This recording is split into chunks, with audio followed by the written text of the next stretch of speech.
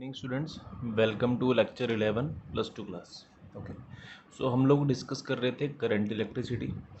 Current electricity में हम लोगों ने लास्ट आर्टिकल डिस्कस किया था electrical cells and their internal resistance. इसके ऊपर लास्ट जो लेक्चर था उसमें हम लोगों ने कुछ सीबीएसई के पास्ट ईयर्स डिस्कस किए थे। तो जब हम लोगों ने सीबीएसई के पास्ट ईयर्स डिस्कस कर लिए हैं इस आर्टिकल के, तो मैंने सोचा कि जो पिछले आर्टिकल्स हैं उनके पास्ट ईयर्स भी डिस्कस करने का ये सही टाइम होगा। So now I am discussing the past CBSE questions of the previous articles, previous topics. तो आप इस बात को समझें। देखें, यहाँ पे सारे क्वेश्चंस तो नहीं, बट जो मुझे लगेंगे कि डिफ़िकल्ट क्वेश्चंस हैं, अच्छे क्वेश्चंस हैं, इंपॉर्टेंट क्वेश्चंस हैं, और जो क्वेश्चंस आप लोगों जिनमें आप लोग फंस सकते हैं, वो सारे क्वेश्चंस मैं डिस्कस कर रहा हूँ। ठीक है, फॉर एग्जांपल ये एक अच्छा क्वेश्चन है।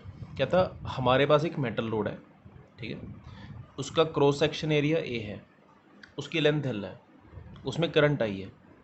जब उसके अंदर पोटेंशियल डिफरेंस वी अप्लाई हुआ, फिगर दी हुई है, पोटेंशियल डिफरेंस वी है, करंट आई है, लेंथ एल है, एरिया ए है।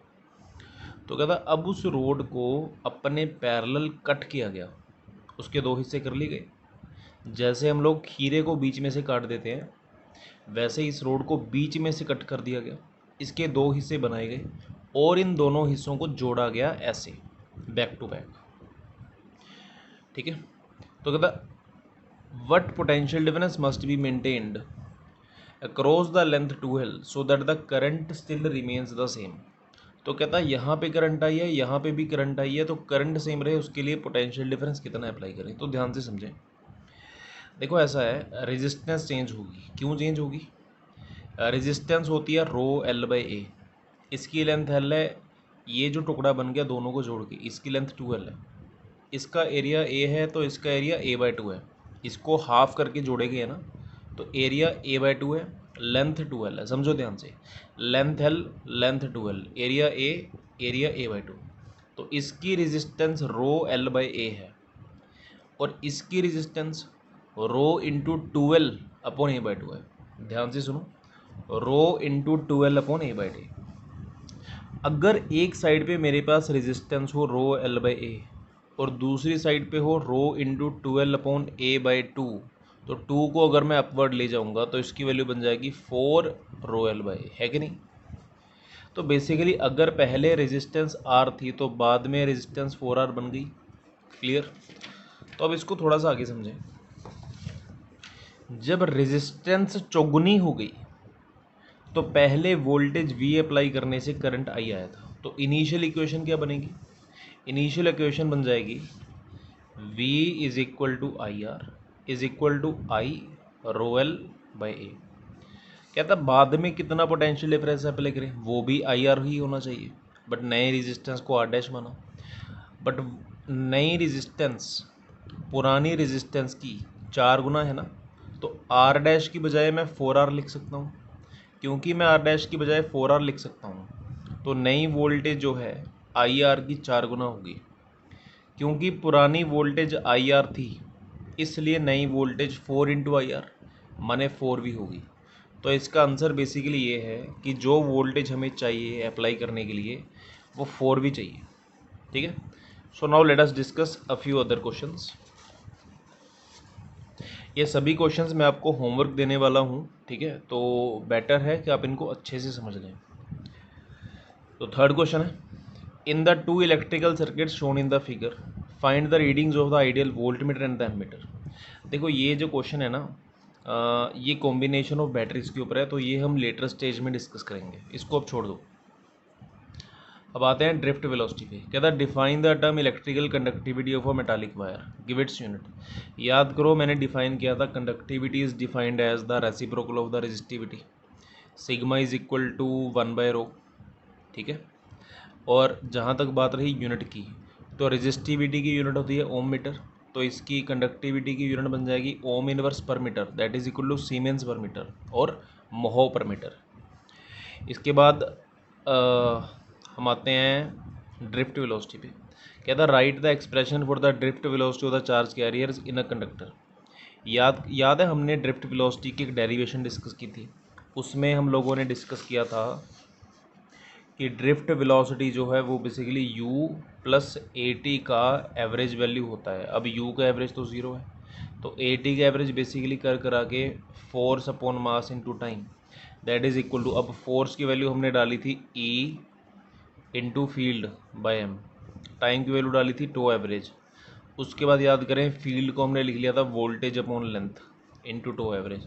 तो कर करा के इस तरह से अपनी ड्रिफ्ट वेलोसिटी आ गई थी। जहाँ तक बात रही पूरी डेरिवेशन की, तो आप इसको नोट से एक बार रीड कर लें, ठीक है। तो उसके बाद क्वेश्चंस हैं, कहता when electrons drift in a metal from lower to higher potential. अब ये तो आपको पता है कि नेगेटिव चार्ज हायर पोटेंशियल की ओर जाता है और पॉजिटिव चार्ज लोअर पोटेंशियल की ओर जाता है। Does it mean that all the free electrons of the metal are moving in the same direction. Question है कि जब इलेक्ट्रॉन्स हम कहते हैं कि लोअर से हायर जा रहे हैं, तो क्या सारे पोटेंशियल सेम दिशा में जाते हैं, सारे इलेक्ट्रॉन सेम दिशा में जाते हैं?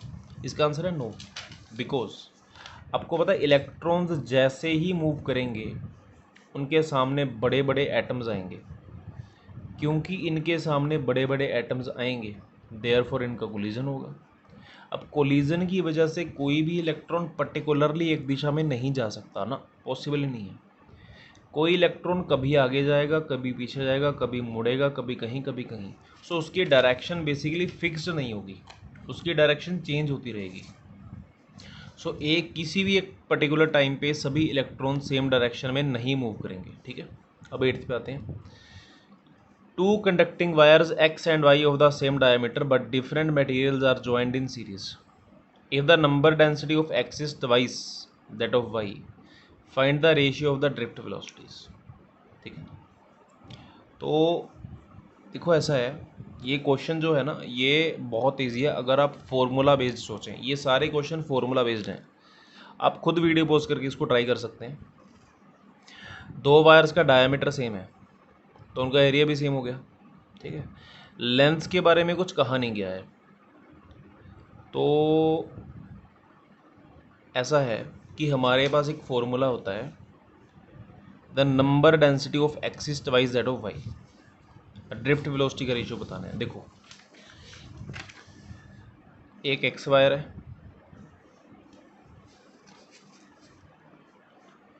एक वाई वायर है।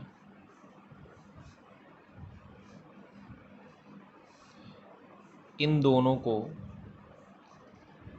एक बैटरी से जोड़ दिया गया है। अब जब दोनों सीरीज़ में जुड़ी हैं तो करंट तो दोनों में सेम ही होगा। कहता है इसकी नंबर डेंसिटी दुगनी है इससे, तो अगर इसकी नंबर डेंसिटी n है तो इसकी नंबर डेंसिटी 2n है।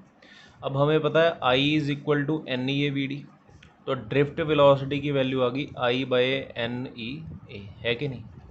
तो यहाँ पे आप लोग एक बात समझें कि अगर दोनों में I सेम है, एरिया दोनों का सेम है, इलेक्ट्रॉनिक चार्ज सेम है, तो नंबर डेंसिटी तो बेसिकली ड्रिफ्ट वेलोसिटी के इन्वर्सली प्रोपोर्शनल होगी ना। तो अगर यहाँ पे नंबर डेंसिटी दुगनी है तो ड्रिफ्ट वेलोसिटी यहाँ पे आधी होनी चाहिए। So we can say drift velocity in X upon drift velocity in Y is equal to 1/2, ठीक है। आगे बढ़ते हैं। सो ये हमने डिस्कस किया था 8th क्वेश्चन। अब इसके बाद हम लोग आते हैं, ये मैं बेसिकली बता रहा हूँ। कहता है ड्रिफ्ट वेलोसिटी का कॉन्सेप्ट यूज़ करके करंट जो है और रेजिस्टिविटी में रिलेशन बताएं। इसका आंसर बता रहा हूँ, ये मैं इस पर ज़्यादा माथापच्ची नहीं करने वाला। ऐसा है कि हमें पता है I is equal to N E A we D. अब ड्रिफ्ट वेलोसिटी में क्या लिख लूँगा, इसको लिख लूँगा E V by M L into tau average. इसकी वैल्यू अगर मैं यहाँ पे डाल दूँ तो करंट क्या बन जाएगा, करंट बन जाएगा V into A by L into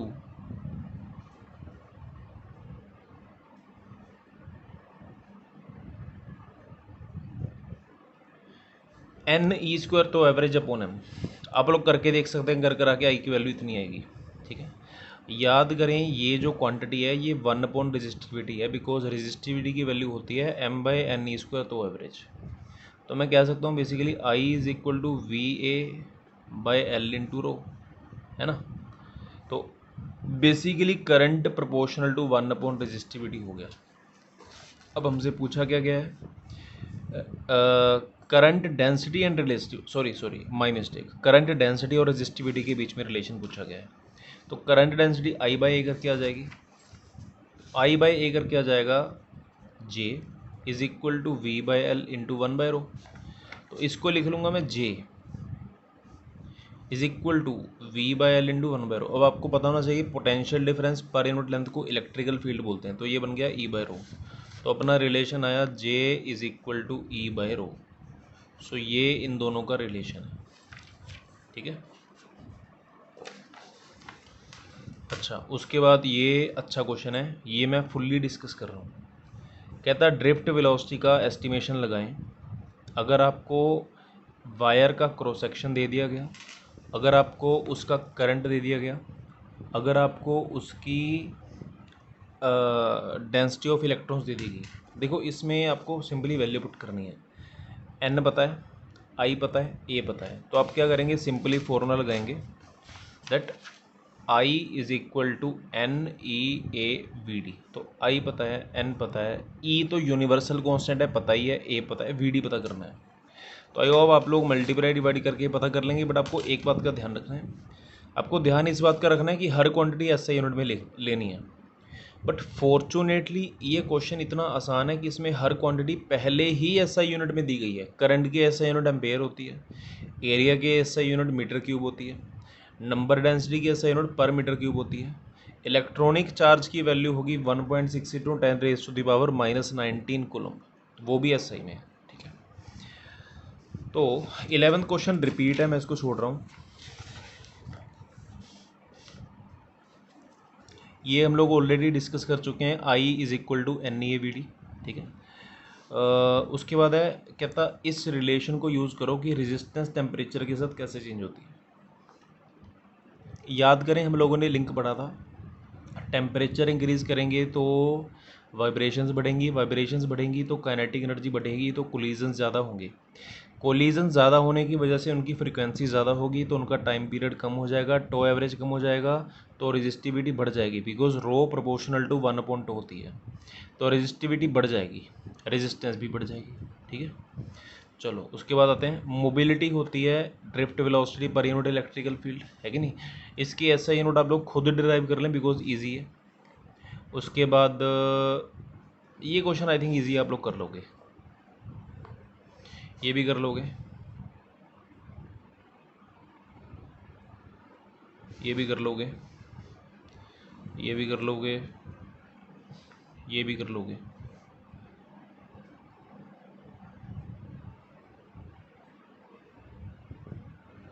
इसका बी पार्ट बता रहा हूँ मैं।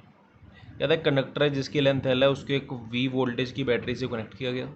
अगर उस कंडक्टर की लेंथ को मैंने ट्रिपल कर दिया, ठीक है, तो बताओ उसकी ड्रिफ्ट वेलोसिटी के ऊपर क्या फ़र्क पड़ेगा, ठीक है।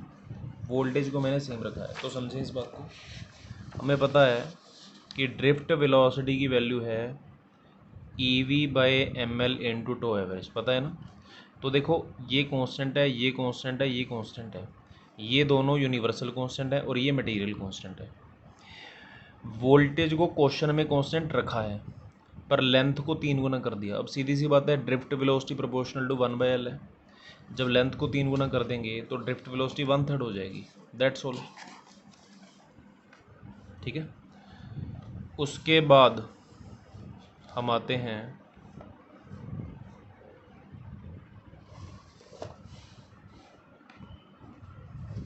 19th क्वेश्चन, बहुत अच्छा क्वेश्चन है। कहता है एक मेटालिक वायर है जिसका कि क्रॉस सेक्शन नॉन यूनिफॉर्म है, उबड़ खाबड़ है, कभी बढ़ जाता है कभी कम हो जाता है। तो कहता है कि बताओ इनमें से कौन सी क्वांटिटी कांस्टेंट रहेगी कंडक्टर में हर जगह। Current, current density, electrical field, drift velocity. मैं पहले आपको क्वेश्चन समझा रहा हूँ। क्वेश्चन ये है कि आपके पास एक मेटालिक वायर है जिसका क्रॉस सेक्शन कांस्टेंट नहीं है। अब देखो फ़र्क क्या होता है, अगर वायर सिलिंड्रिकल हो तो उसका क्रॉस सेक्शन हर जगह पे कांस्टेंट है जैसा कि आपको दिख रहा है। पर अगर सपोज करें वायर कुछ इस टाइप की है तो इसमें अगर आप नोट करें ईस्ट डायरेक्शन में जाते हुए एरिया कम हो रहा है। तो कहता है जैसे जैसे हम मूव करेंगे तो करंट पे, करंट डेंसिटी पे, इलेक्ट्रिकल फील्ड पे और ड्रिफ्ट वेलोसिटी पे क्या फ़र्क पड़ेगा, ये कम होंगे या ज़्यादा होंगे। तो आइए हम लोग एक एक करके सभी वैल्यूज़ की डिस्कशन करते हैं। सबसे पहले आते हैं करंट पे। देखो ऐसा है, अगर मैं वायर के बहुत सारे हिस्से करूं तो अब देखें ये सारे हिस्से अगर बैटरी के साथ कनेक्टेड हैं तो ये सारे हिस्से तो सीरीज़ में हो गए ना। जब ये सभी हिस्से सीरीज़ में हैं तो सब में तो करंट सेम होना चाहिए, क्योंकि सीरीज़ में तो करंट सेम रहता है। तो पहली बात, वायर के क्रॉस सेक्शन में मैं कहीं भी चला जाऊँ उसका करंट तो रहना चाहिए सेम। अब आते हैं करंट डेंसिटी पे। करंट डेंसिटी होती है करंट अपॉन एरिया, क्योंकि current density current upon area होती है और करंट हर जगह सेम है। अब देखो J is equal to I by A, तो J प्रोपोर्शनल टू 1/a हुई ना, क्योंकि I हर जगह सेम है इसलिए J 1/a के प्रोपोर्शनल होगी। इसलिए अगर इस डायरेक्शन में एरिया कम होगा तो J इस डायरेक्शन में बढ़नी चाहिए। समझे इस बात को? J प्रोपोर्शनल टू 1/a है। अगर यहाँ पे एरिया बढ़ेगा, एरिया कम होगा सॉरी, तो J बढ़ेगा, और अगर एरिया बढ़ जाता तो J कम हो जाता। हैंस यहाँ पे J कम होगा और यहाँ पे J इंक्रीज होगा। ठीक है। इलेक्ट्रिकल फील्ड पे आते हैं। हमें पता है हमारे पास रिलेशन है J is equal to sigma E. आपको एक बात और पता होनी चाहिए कि सिग्मा जो है कंडक्टिविटी, ये मटेरियल प्रॉपर्टी है। मटेरियल प्रॉपर्टी होने की वजह से सिग्मा चेंज नहीं होता। हैंस हम कह सकते हैं electrical field is proportional to current density. अगर करंट डेंसिटी चेंज होगा तो इलेक्ट्रिकल फील्ड भी चेंज होगा, सीधी सी बात है। ठीक है। और क्योंकि इलेक्ट्रिकल फील्ड इसके प्रोपोर्शनल होने की वजह से चेंज होगा तो हम कह सकते हैं इस डायरेक्शन में इलेक्ट्रिकल फील्ड भी इंक्रीज करेगा और यहाँ पे इलेक्ट्रिकल फील्ड डिक्रीज करेगा।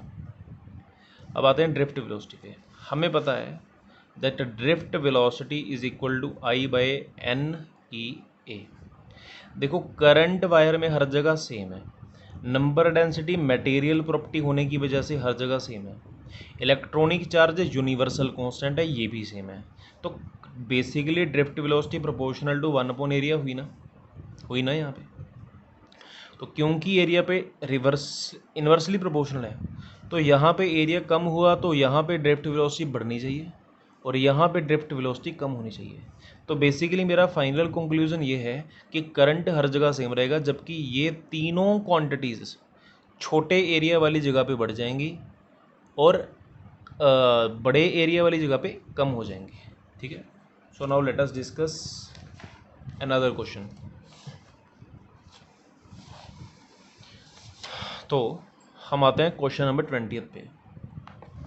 देखो ए पार्ट इजी है, आप लोग कर लोगे। बी पार्ट मैं करवा रहा हूँ, ये अच्छा क्वेश्चन है। कहता हमें करंट और टाइम का ग्राफ दिया है। कहता इस प्लॉट को यूज़ करके बताओ कि पहले 10 सेकंड के अंदर अंदर कितना चार्ज ट्रांसफ़र हुआ। ये क्वेश्चन है, समझे क्वेश्चन को? करंट और टाइम का ग्राफ दे दिया, चार्ज ट्रांसफ़र बताना है, तो समझे इस बात को।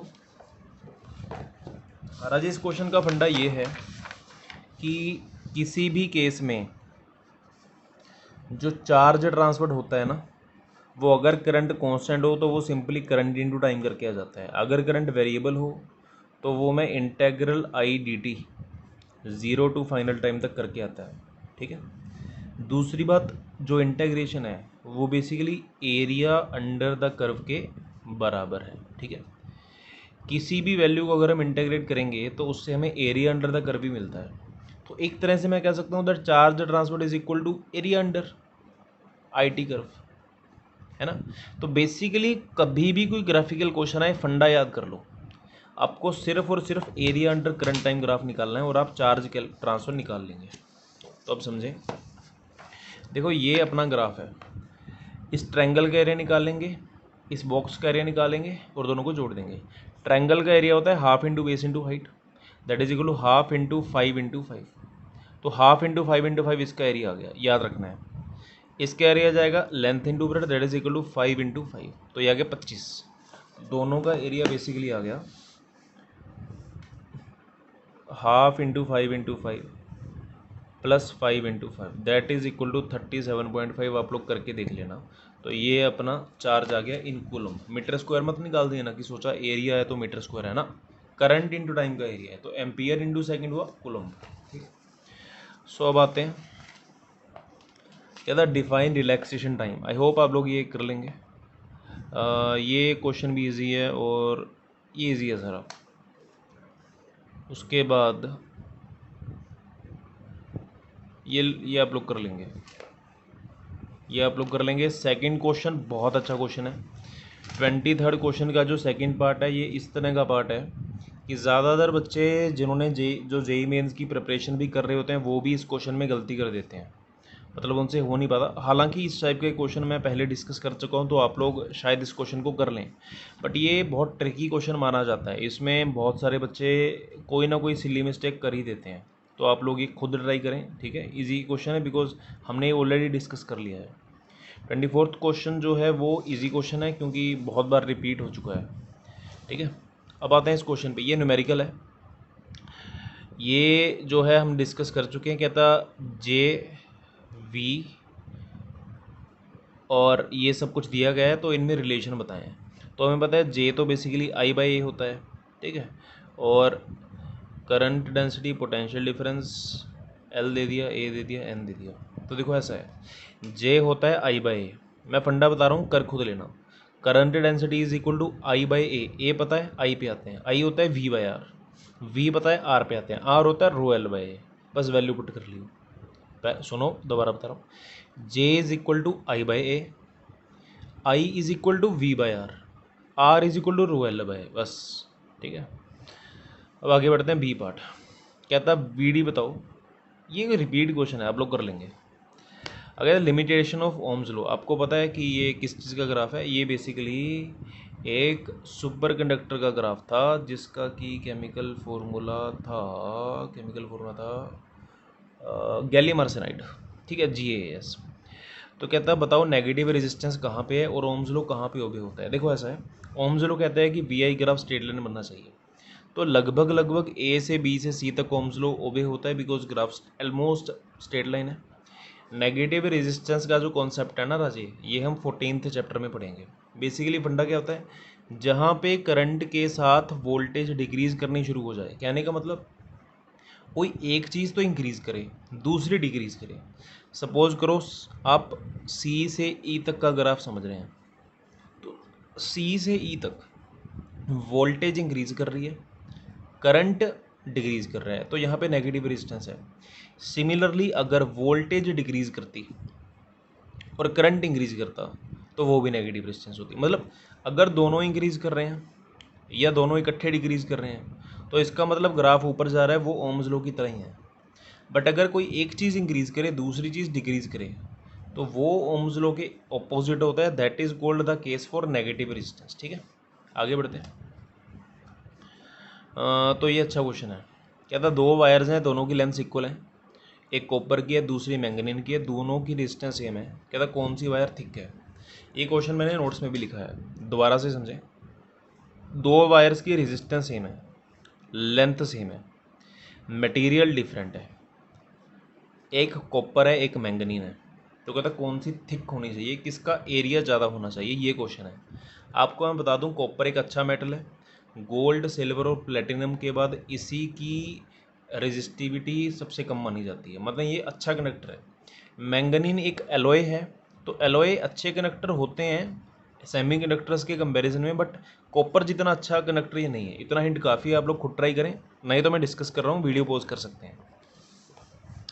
सो आई होप आप लोगों ने कर लिया होगा। So now let me discuss this. ऐसा है कि रेजिस्टेंस सेम होने का मतलब है कि रो एल बाई दोनों का सेम है।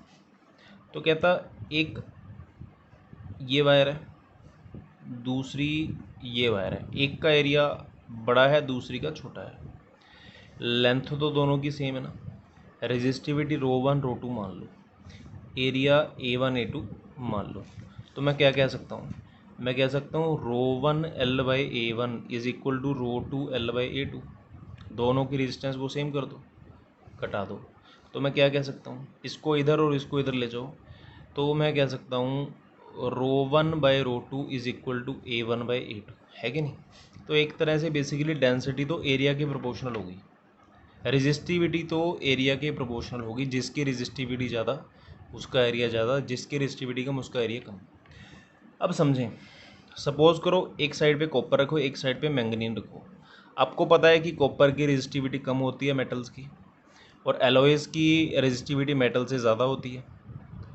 सिमिलरली सेमीकंडक्टर्स की एलॉयज़ से भी रेजिस्टिविटी ज़्यादा होगी, और इंसुलेटर की रेजिस्टिविटी तो सबसे ज़्यादा होगी। तो आपको पता है कि कॉपर की रेजिस्टिविटी कम है, कॉपर की रेजिस्टिविटी अगर कम है तो कॉपर का एरिया भी कम है, तो मैंगनीन की वायर को थिक्कर होना पड़ेगा, मैंगनीन। ठीक है, तो मैंगनीन वायर इज थिक्कर, ये आपको याद रखना है। ठीक, आगे बढ़ते हैं। तो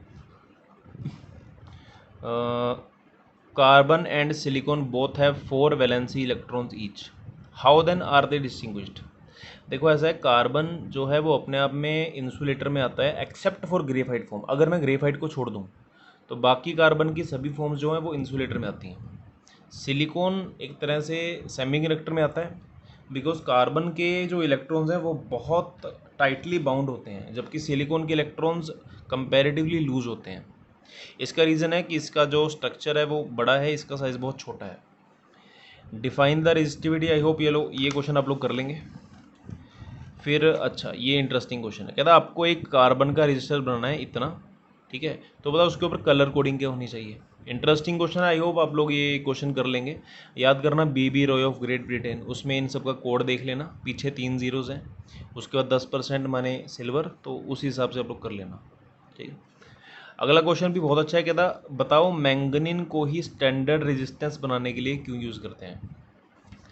पहली बात, मैंगनीन में मैंगनीज होता है, टिन होता है, आयरन होता है, एक दो और मेटल्स होते हैं, ये कैलॉय होता है। स्टैंडर्ड रेजिस्टेंस वो रेजिस्टेंस होती है जो कांस्टेंट रहती है टेम्परेचर के साथ, जिसकी वैल्यू टेम्परेचर के साथ साथ चेंज नहीं होती, जिसको कि यूज़ करके हम दूसरी रेजिस्टेंस को मेजर करते हैं, और जिसकी वैल्यू पे टेम्परेचर के साथ कोई फ़र्क लगभग नहीं पड़ता। तो आप याद करें, हमने पढ़ा था कि एलॉय की रेजिस्टिविटी टेम्परेचर के साथ चेंज नहीं होती। क्योंकि एलॉय की रेजिस्टिविटी टेम्परेचर के साथ चेंज नहीं होती, इसलिए एलॉय को स्टैंडर्ड रेजिस्टेंस बनाने के लिए यूज़ करते हैं। क्योंकि अगर उसकी टेम्परेचर के साथ रेजिस्टिविटी ही चेंज नहीं होगी तो उसकी रेजिस्टेंस भी चेंज नहीं होगी। रेजिस्टेंस चेंज नहीं होगी तो उसको हम एक स्टैंडर्ड मान सकते हैं कि इसकी वैल्यू तो मुझे पता ही है इतनी है, भले ही टेम्परेचर जो मर्जी हो, भले ही हम उसमें जितना मर्जी टाइम के लिए करंट पास करवा लें। अब आते हैं क्वेश्चन नंबर 31 पे। याद करें, मोबिलिटी का आपने फॉर्मूला पढ़ा है, mobility is equal to drift velocity per unit electrical field, या आप उसकी डेफिनेशन लिख सकते हैं। फिर बता इसके रिलेशनशिप रिलैक्सेशन टाइम से बताएं, तो ये मैं करवा रहा हूँ। ड्रिफ्ट मोबिलिटी का सिंबल था म्यू, तो mu is equal to drift velocity upon electrical field is equal to E by M L into tau average upon e. तो करा के मोबिलिटी का फॉर्मूला आ गया e tau average by m L, है कि नहीं। तो देखो ये इसका टो के साथ रिलेशन आया। अब आगे बढ़ते हैं, कहाँ गया। How does one understand the temperature dependence of resistivity of semiconductor. ये अच्छा क्वेश्चन है। देखो हमने पढ़ा था कि जो सेमीकंडक्टर है उसका टेम्परेचर के साथ रेजिस्टिविटी का ग्राफ कुछ ऐसा बनता है, माने उसकी कंडक्शन इंक्रीज होती है, रेजिस्टिविटी डिक्रीज होती है। इसका लॉजिक है कि उसमें नंबर डेंसिटी इंक्रीज कर जाती है। ये क्वेश्चन ईजी है, आप लोग कर लेंगे।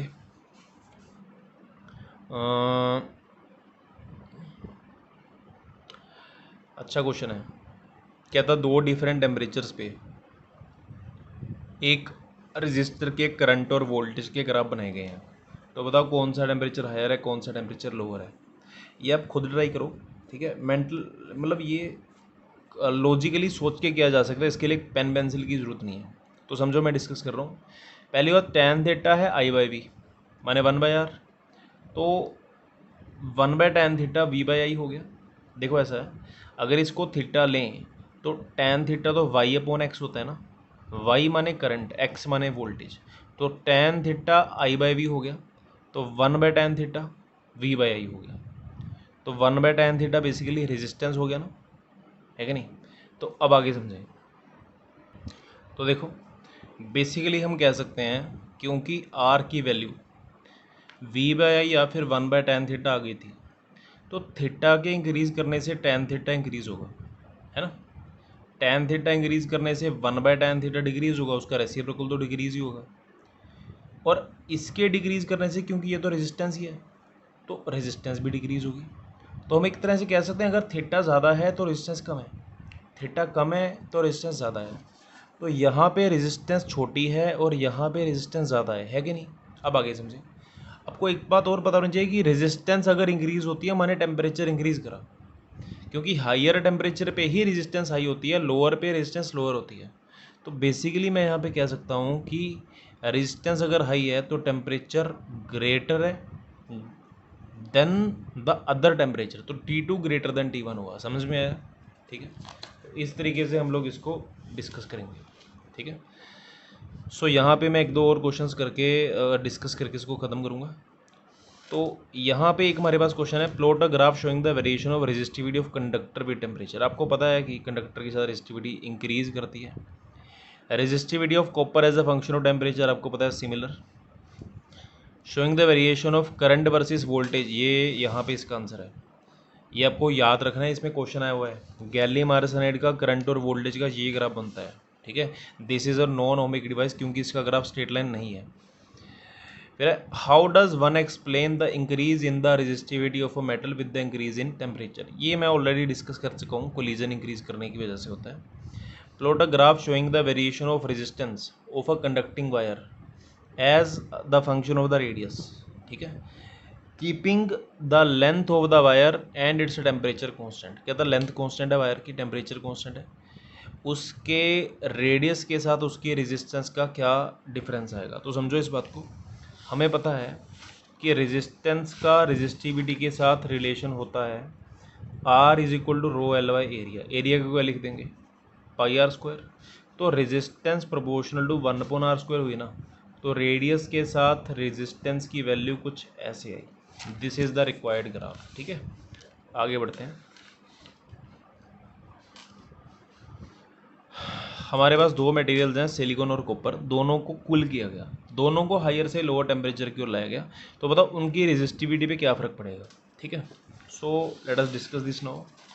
कहता एक साइड पे सिलिकॉन है, दूसरी साइड पे कॉपर है, दोनों को कूल किया गया। देखो सिलिकॉन आता है सेमीकंडक्टर की कैटेगरी में, कॉपर आता है मेटल की कैटेगरी में। मेटल का टेम्परेचर के साथ रेजिस्टिविटी का ये ग्राफ बनता है और सिलिकॉन का टेम्परेचर के साथ रेजिस्टिविटी का ये ग्राफ बनता है। तो अगर मैं इसको कूल कर रहा हूँ, कूल करना मतलब टेम्परेचर डिक्रीज करना, इस डायरेक्शन में जाऊँगा, तो सिलिकॉन को अगर मैं कूल करूँगा तो रेजिस्टिविटी इंक्रीज़ हो रही है, और कॉपर को अगर मैं कूल कर रहा हूँ तो रेजिस्टिविटी डिक्रीज़ हो रही है। तो ये मेरा आंसर है।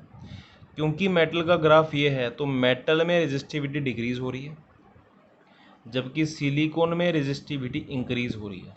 ठीक है, इसका लॉजिक आप लोग जानते हैं कि यहाँ पे टेम्परेचर इंक्रीज़ करने से नंबर डेंसिटी बढ़ती है, तो टेम्परेचर डिक्रीज़ करने से नंबर डेंसिटी घटेगी, इसलिए।